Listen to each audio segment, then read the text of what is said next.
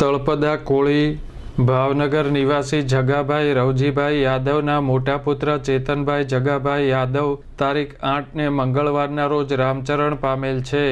તે જીવુબેન રવજીભાઈ લાલજીભાઈ યાદવના પૌત્ર, સવાભાઈ કાંતિભાઈ સુરેશભાઈના ભત્રીજા, રમાબેનના પુત્ર, રેખાબેન ભાનુબેન અલ્પાબેનના ભત્રીજા, ચંદુભાઈ ભારતીબેન રેખાબેનના ભાણેજ, જયેશભાઈ દીપકભાઈ સાગરભાઈ પ્રફુલભાઈ વિવેકભાઈ સંદીપભાઈ પૂનમબેન કાજલબેન જોશનાભાઈ હસમુખભાઈના શાળા થાય.